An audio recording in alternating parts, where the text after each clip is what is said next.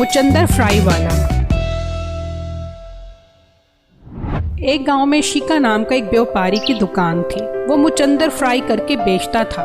उसका एक शागिर्द भी था जिसका नाम मीका था। मीका मुचंदर फ्राई करता और शीका उसे पैक करता और लोगों को बेचता। ये जरा जल्दी हाथ चला, ग्राहक के आने का टाइम होने वाला है। ठीक है उस्ताद जी। उनके मुचंदर फ्राई बहुत मजेदार होते थे और लोग दूर दूर से मुचंदर फ्राई खाने आते थे।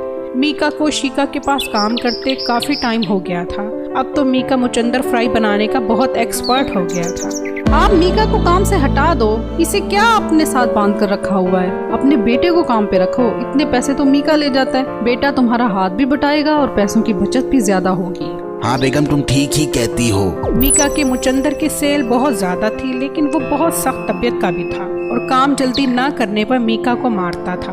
एक दिन एक ग्राहक मीका की दुकान पर मुचंदर फ्राई लेने आया। अरे भाई जरा 500 मुचंदर फ्राई के ऑर्डर तैयार करो, जरा जल्दी करना। ताबेदार जनाब, बस 15 मिनट दे, जनाब को 500 मुचंदर के पैकेट देते हैं। शीकी जल्दी कर, 500 पैकेट हैं, जरा जल्दी हाथ चला। 500 पैकेट बहुत ज्यादा होते हैं, अब इन्हें बनाने में टाइम तो लगता है ना। तू बहुत कामचोर हो गया, तुझे काम से निकालना पड़ेगा, अब तो किसी काम का नहीं। ये कहकर शीका ने मीका को ग्राहक के सामने मारना शुरू कर दिया।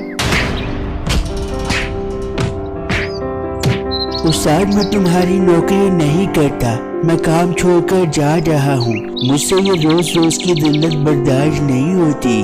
हाँ हाँ जा, तू जैसे निकम्मे की अब कोई जरूरत नहीं। वैसे भी कल से मेरा बेटा काम पर आ रहा है। ये अपने पैसे पकड़, यहाँ से चलता बन। ये सुनकर मीका बहुत दुखी हुआ और वहाँ से चला गया।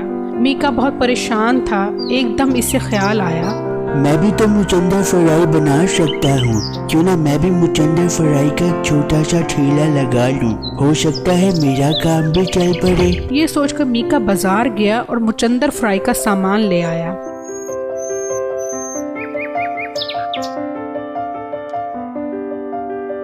और शीका की दुकान के करीब अपना ठेला लगा लिया।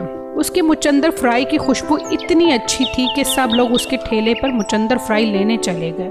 देखते देखते उसके मुचंदर फ्राई बहुत ज्यादा सेल होने लग गए। मैं इसे नहीं छोड़ूंगा, इसने मेरी सारी दुकान खराब कर दी है। मैं इसे वो सबक सिखाऊंगा, ये याद करेगा।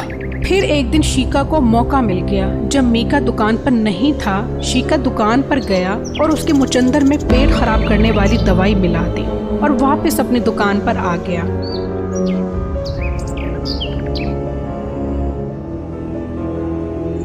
अब इसे पता चलेगा जब इसके मुचंदर खाने लोग आएंगे और सारे बीमार हो जाएंगे। इतने में एक आदमी आया और शीका से कहा, भाई 500 मुचंदर फ्राई की पैकेट दे दो, मैं थोड़ी देर तक वापस आता हूँ। आप इतने मुचंदर के पैकेट तैयार कर लो। शीका ये सुनकर हैरान रह गया कि इतनी जल्दी 500 पैकेट कैसे तैयार करूँगा।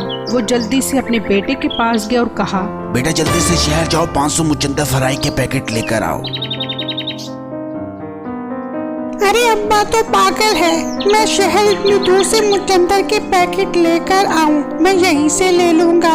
वो बच्चा मीका की दुकान पर गया और उससे मुचंदर के पैकेट लेकर अपनी दुकान पर आ गया। शीका ने ग्राहक को 500 मुचंदर के पैकेट दिए और उससे पैसे ले लिए। वाह, आज तो बहुत अच्छी सेल हो गई है और अब मीका को पता चलेगा जब उसके मुचंदर खाने लोग आएंगे। अगले दिन पुलिस स्टेशन में पुलिस को फोन आया। इंस्पेक्टर, गांव में शीका नाम के मुचंदर फरोश की दुकान है, उसके मुचंदर खा के लोग बीमार हो रहे हैं, फौरन जाकर उसे गिरफ्तार करो। पुलिस वाला शीका की दुकान पर पहुंचा और उसे गिरफ्तार किया। तुम्हारे मुचंदर फ्राई खा के लोग बीमार हो रहे हैं, चलो मेरे साथ पुलिस स्टेशन। जब लिखकर पढ़ेंगे तो मजा आएगा। सर मेरे मुचंदर तो बहुत अच्छे हैं, मेरे मुचंदर खाने से लोग कैसे बीमार हो सकते हैं? आपको कोई गलतफहमी हुई होगी। तू चला हमारे साथ पुलिस स्टेशन, तेरी सारी गलतफहमी निकालता हूँ। बेटा तू मुचंदर फ्राई कहाँ से लेके आया था? अब्बा शहर बहुत दूर था, मैंने मीका से मुचंदर फ्राई के पैकेट ले लिए थे।